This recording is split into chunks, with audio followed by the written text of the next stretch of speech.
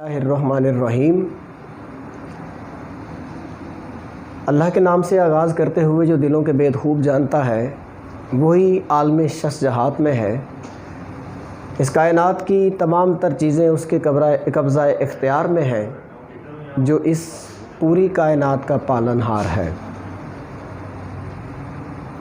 हज़रत अल्लामा मोहम्मद इकबाल रहमतुल्लाह अलैह के इन अशआर के साथ, तेरे दरिया में तूफ़ान क्यों नहीं है, तेरे दरिया में तूफ़ान क्यों नहीं है, खुदी तेरी मुसलमान क्यों नहीं है। अबस है शिकवाए तकदीर यज़दां, तू खुद तकदीर यज़दां क्यों नहीं है, तू खुद तकदीर यज़दां क्यों नहीं है। नहायत अदब से खलूस दिल से ऐवादी जमील मेरे दिल की धड़कनें आदाब कह रही हैं तेरी बारगाह में आज। तो खलूस दिल से इजाज़ खाकी का मोहब्बतों बरा सलाम, अस्सलामु अलैकुम। आज का लेक्चर उर्दू अदब के हवाले से, उसका उन्वान सियाक़ो सबाक है। सियाक़ो सबाक की तशरीह। इस मौजू को करने से पहले आपसे ये पूछता चलूँ कि 8 से 9 लेक्चर जो है वो उससे पहले भी आप लोगों तक पहुंच चुके हैं। उससे आपने कितना इस्तेफ़ादा किया और किस कदर उससे कुछ सीख रहे हैं। ये हर लेक्चर के आखिर पे तकरीबन यही कहा जाता है कि बेटे किसी भी असबाक में से उसके MCQs याद करें, उसका खुलासा याद करें, सियाक़ो सबाक के हवाले से याद करें, और इस नसर में से 35 नंबर का एक सवाल बनता है जो आपको बता दिया गया। खुलासा, नसर और सियाक़ो सबाक की तशरीह, और 5 नंबर की इसमें असबाक में से MCQs होते हैं। 35 नंबर का पेपर होता है। आज हमारी जो बात है, मौज़ूए बहस है, वो सियाक़ो सबाक की तशरीह है। ये उर्दू पार्ट सेकंड के एतबार से, उसके पर्चे की तरतीब के एतबार से ये आपका तीसरा सवाल बनता है। और पेपर में आता किस अबारत के साथ है, कुछ यूँ दिया गया होता है कि दी गई अबारत की बहवाला सियाक़ो सबाक तशरीह करें, या दिए गए पैरा की बहवाला सियाक़ो सबाक तशरीह करें, सबक का उन्वान और मुसन्निफ़ का नाम भी लिखें। इसके नंबर्स की मेज़ान की तरतीब मैं बाद में बताता हूँ। इससे पहले ज़रा थोड़ी सी इसके ऊपर बात कर ली जाए। हमारे यहाँ सियाक़ो सबाक का जो 15 नंबर का सवाल है, इसमें अक्सर यूँ होता है कि बच्चे तवज्जो नहीं करते और अदम तवज्जो की वजह से आपने 15 नंबर खो बैठते हैं। और तशरीह नज़म, तशरीह गज़ल और तशरीह सियाक़ो सबाक, ये सवाल ऐसे सवाल हैं कि जिसकी तरफ बच्चे तवज्जो नहीं देते और इन सवालात में सबसे ज़्यादा उनके नंबर कटते हैं। सियाक़ो सबाक के हवाले से बात करने से पहले आपको ये बता दूं कि सियाक़ो सबाक 2 किस्म के होते हैं। जैसे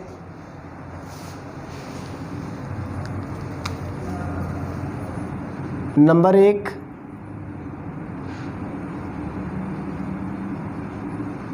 अजमाली,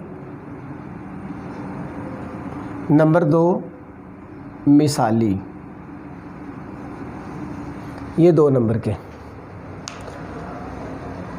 अब अजमाली और मिसाली में फ़र्क है। अजमाली कौन सा होता है? अजमाली सियाक़ो सबाक जिसमें कहानी का अंसर नहीं होता, कहानी का अंसर मौजूद नहीं होता।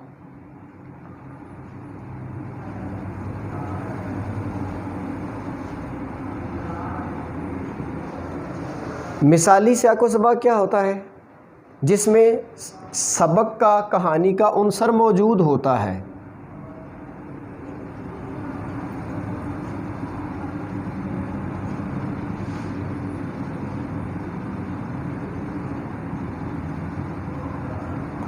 कहानी का सबक उनसर मौजूद है।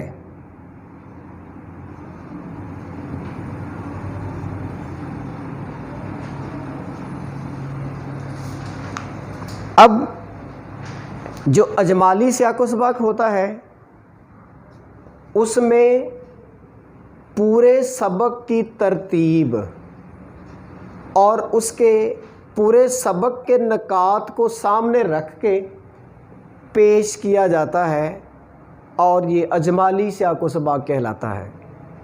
मिसाली सियाको सबाक क्या है?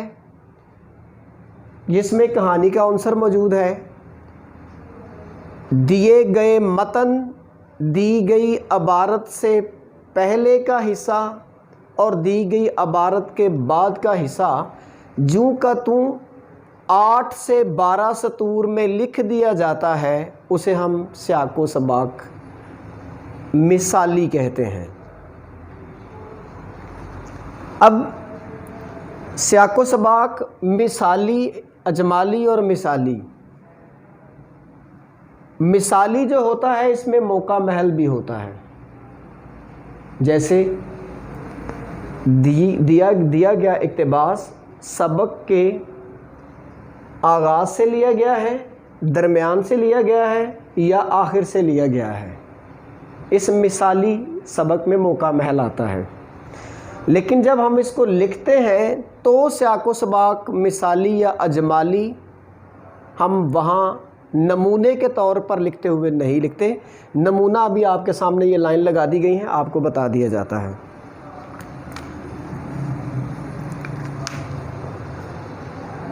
पंद्रह नंबर का ये सवाल है, इसके नंबरों की तकसीम भी आप लोगों को बता दी जाती है। आम तौर पर जो सियाको सबाक होता है उसके बारे में ये कहा जाता है, सियाको सबाक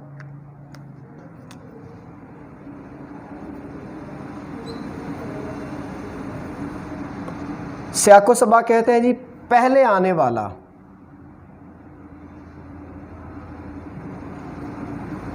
क्या जी? पहले आने वाला।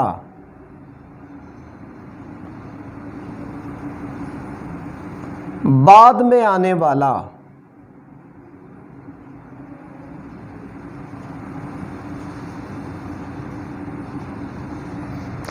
अब ये पहले आने वाला और बाद में आने वाला ये क्या है? पहले आने वाला सियाक, बाद में आने वाला सबाक।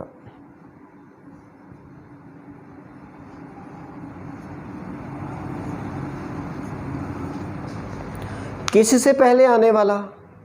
जो दिया गया पैरा है, जो दी गई इबारत है, उससे पहले का हिस्सा और बाद का हिस्सा। पहले का हिस्सा क्या कहलाएगा? सियाक। कोई 4 सतूर में उसको लिख दें, ये आपका सियाक हो जाएगा। अगली 4 से 6 लाइनों में सबाक लिख दें, जो बाद में आने वाला होता है। अब अक्सर इन लोगों को, अक्सर जो हमारे पढ़ाने वाले उस्ताद हैं, उनको इस बात की गलती ही रहती है कि ये सियाको सबाक है क्या। कुछ लोग इसकी मफ़हूम के तौर पर पेश कर देते हैं कि ये कहानी का मफ़हूम होता है। मैंने आपको इसी तरह से इसकी तकसीम करके अजमाली और मिसाली बता दिया कि ये है क्या। सियाको सबाक, सियाक पहले आने वाला, सबाक बाद में आने वाला। अब मेरे पास ये 3 मार्कर हैं, 2 मार्कर हैं।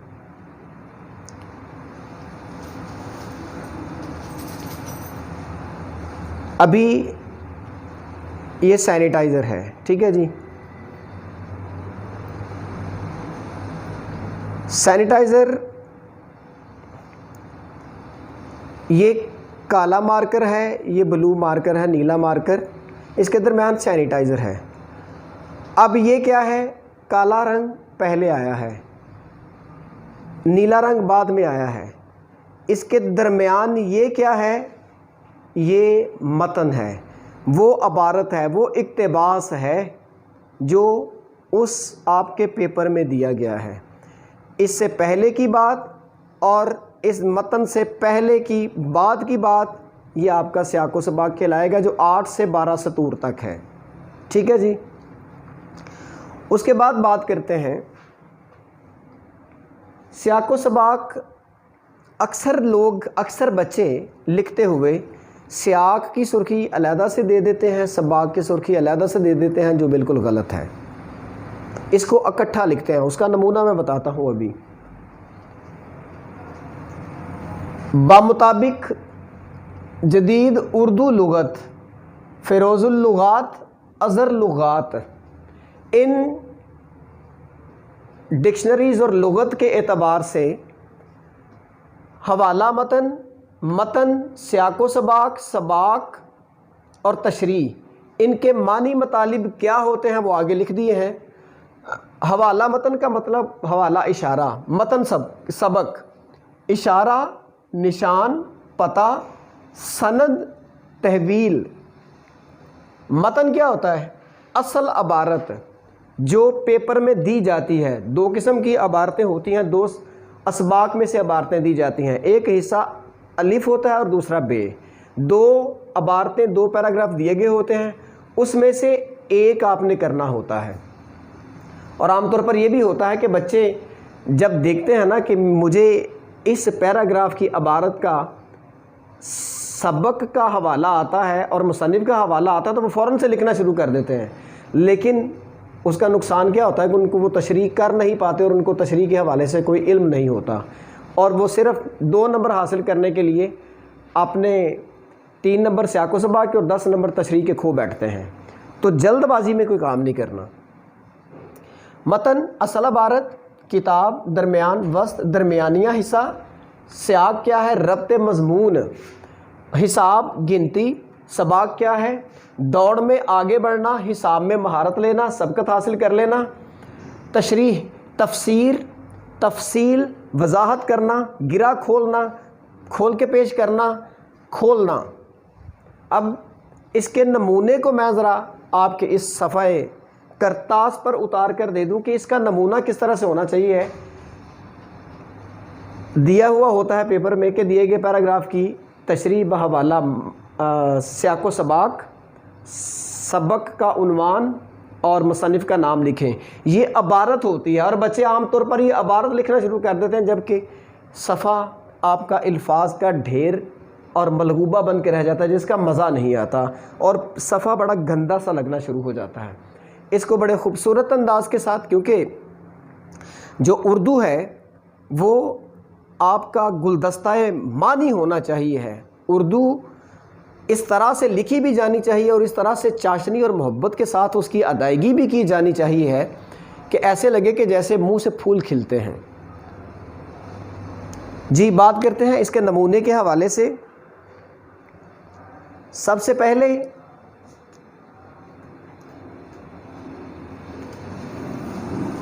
آپ سوال نمبر لکھتے ہیں.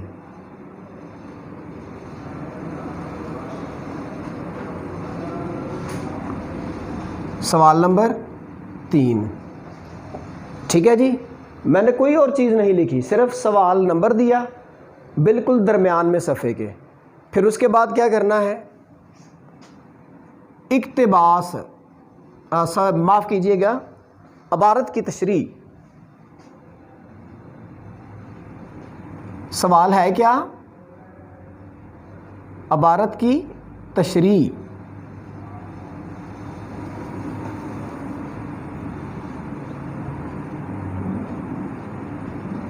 ٹھیک ہے جی. عبارت کی تشریح، وہ جو متن دیا ہوا ہے اس کی تشریح. نیچے آپ آ جائیں. اقتباس. اقتباس کیا ہوتا ہے؟ جو پیراگراف دیا گیا ہوتا ہے پیپر میں اس کا اشارہ دے دیں تاکہ ممتحن کے لیے آسانی ہو جائے. جب اس کے پاس پیپر نہ ہو، وہاں پر کی نہ ہو، تو پھر اس سے وہ آسانی سے دیکھ سکتا ہے، وگرنہ وہ بغیر دیکھے سمجھے جو ہے نا نمبر دینے کی کوشش کرے گا اور نمبر کم ہو جائیں گے. بنو امیہ،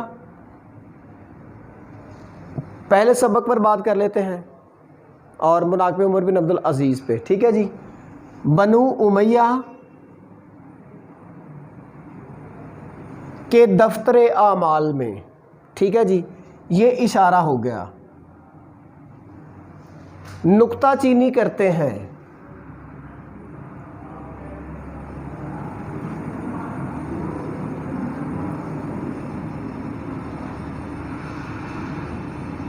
نکتہ چینی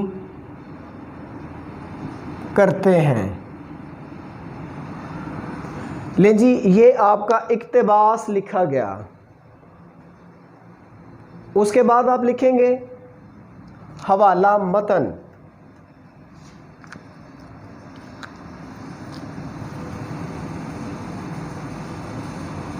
ایک جانب لکھ دیں صفحے کی،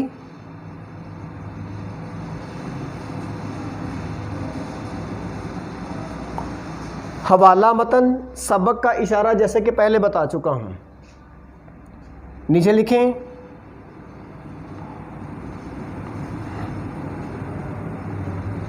سبق کا عنوان۔ یہ تفصیلیہ کی علامت ہے حوالہ متن کے بعد، اور یہ علامت رابطہ ہے، ٹھیک ہے جی۔ سبق کا عنوان، نیچے آ جائے مصنف کا نام،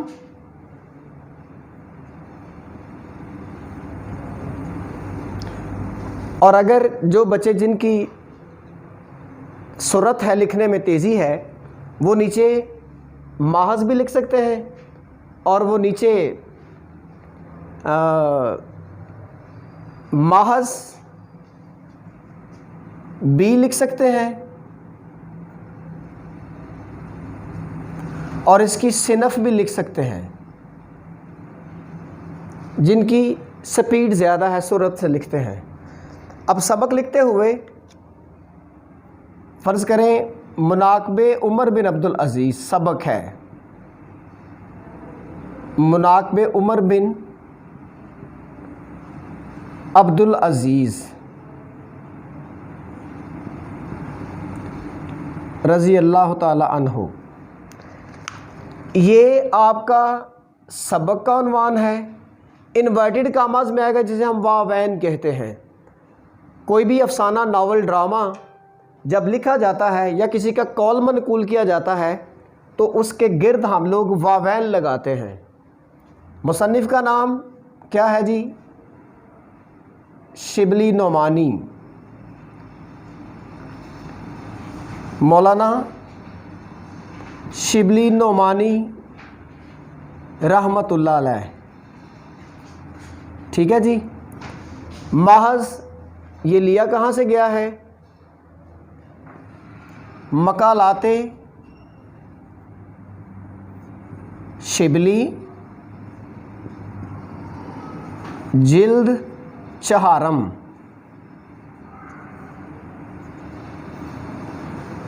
اب یہ صنف کیا ہے؟ سیرت نگاری بھی آپ اس کو بول سکتے ہیں، اور خاکہ بھی آپ اس کو کہہ سکتے ہیں، سوانح نگاری بھی کہہ سکتے ہیں، ٹھیک ہے جی۔ سوانح نگاری۔ اب آپ کو نمبر کہاں سے ملنے ہیں؟ ایک نمبر مصنف کا ملے گا، ایک نمبر سبق کے عنوان کا ملے گا۔ محض کا صنف کا نمبر نہیں ہوگا، لیکن ایسا کرنے سے آپ کے نمبر سارے اوورال اگر دیکھے جائیں تو اس میں کوئی 7 نمبر کا فرق پڑ جاتا ہے سارے پیپر میں۔ اس سے پتہ چلتا ہے اس کو ممتحن کو کہ یہ بچہ لائق ہے، فتین ہے، ذہین ہے۔ یہ لکھنے کے بعد نیچے آ جائیں سیاق و سباق۔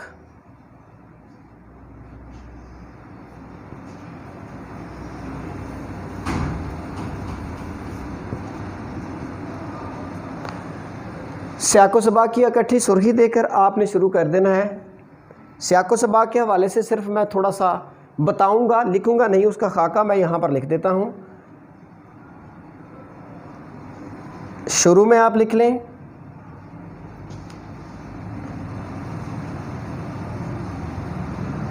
دیے گئے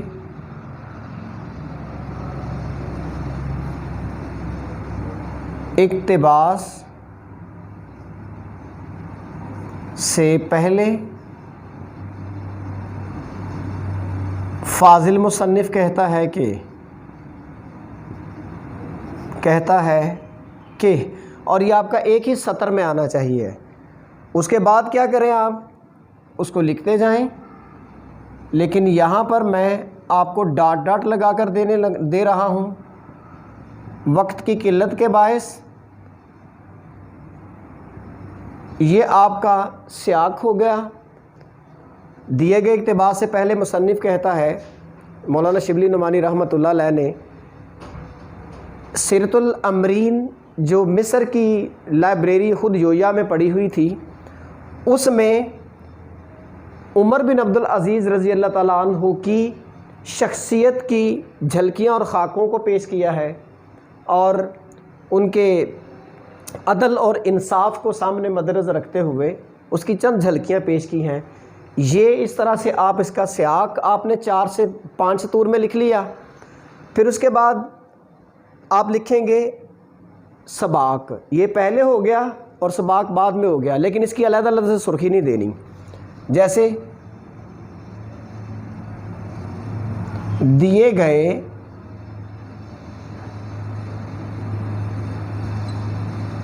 اقتباس کے بعد مصنف کہتا ہے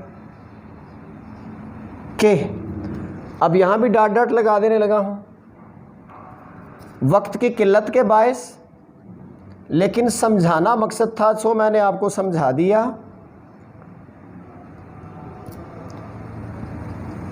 یہ سیاق و سباق آپ کا 8 سے 12 سطور سے زیادہ نہیں ہونا چاہیے. اب دیے گئے اقتباس کے بعد مصنف کون ہے؟ سید سلیمان ندوی، مولانا شبلی نعمانی رحمۃ اللہ علیہ. حضرت عمر رضی اللہ تعالیٰ عنہ کی مساوات، اصول، ضابطے اور بنو امیہ کی جو ناجائز کارروائیاں تھیں ان کو پیش کرتے ہیں، اور ان کو اسی لیے خلیفہ ثانی کہا جاتا ہے، عمر ثانی کہا جاتا ہے، کیونکہ ان کے دور کے اندر خلفائے راشدین کی اخلاق کی، ان کے ضابطوں کی جھلکیاں دکھائی دیتی ہیں. تو یہ چند لفظ لکھنے کے بعد جب آپ نے 4 سطور لکھ لیے یا 5 سطور لکھ لیے، تو اس کے بعد آپ تشریح پہ آ جائیں گے. یہ سیاق و سباق آپ کا کتنی لائنوں کا ہو گیا؟ 8 سے 12 سطور کا. اور اس کے نمبر کتنے ہیں؟ 3. کتنے نمبر ہیں جی؟ 3. اور 10 نمبر کی آپ کی تشریح ہو جائے گی. میں ادھر ایک صفحہ جو ہے وہ لگا کے دے دیتا ہوں یا نیچے لکھ دیتا ہوں تاکہ آپ کو اس بات کا بھی پتہ رہے کہ اسی کے نیچے آپ نے تشریح لکھنی ہے.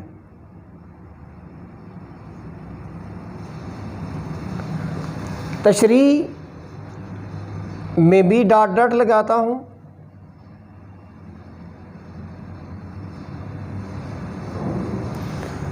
اب تشریح کی طوالت کتنی ہوتی ہے؟ دیے گئے متن سے، یہ والا متن جو پیراگراف دیا ہوا ہے، اس پیراگراف سے 3 گنا زیادہ ہونی چاہیے اس کی تشریح. اور تشریح کے حوالے سے میں نے آپ کو بتا دیا، کھولنا، تفصیل سے پیش کرنا، وضاحت کرنا، تفصیل سے کسی بات کو پیش کرنا. تشریح اور یہ سارے کا سارا سوال آپ کا 3 صفحوں سے زیادہ نہیں ہونا چاہیے. اور صفحہ کیا ہوتا ہے؟ کسی بھی صفحے کا سامنے والا ایک صفحہ، اس کا پچھلے والا دوسرا، اور اس سے اگلا تیسرا. اس طرح سے اس کی طوالت ہونی چاہیے. تشریح میں یاد رکھیے گا، آپ کو اجازت ہوتی ہے کہ آپ اس میں متبادل مواد لکھ سکیں جو اس دیے گئے پیرے سے تعلق کرتا ہے. جیسے کہ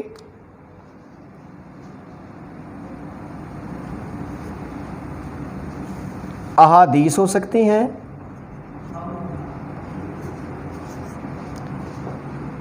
آیات ہو سکتی ہیں،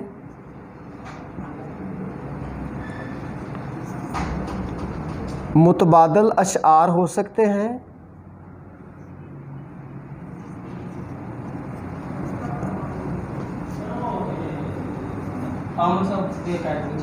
اقوال ہو سکتے ہیں،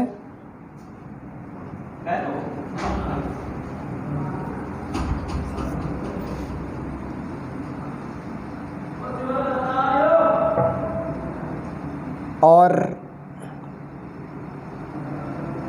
بس یہ حوالے کی لکھنی ہوتی ہیں۔ اکثر یوں ہوتا ہے کہ ہمارے بچے جب ان کو تشریح کے لیے کہا جاتا ہے تو وہ اس متن کی تشریح کرنے کی بجائے وہ اس کا خلاصہ لکھ دیتے ہیں، اور ایسا کرنا بالکل غلط ہے۔ ایسا آپ لاہ عمل اختیار نہیں کریں گے۔ متن کو، اس دیے گئے پیراگراف کو، عبارت کو مختلف زاویہ نگاہ سے آپ نے اس طرح سے بڑھانا ہوتا ہے کہ وہ متن سے 3 گنا زیادہ اس کی تشریح ہو جائے۔ یہ ہے اس کی تشریح کا طریقہ، خلاصہ نہیں لکھتے۔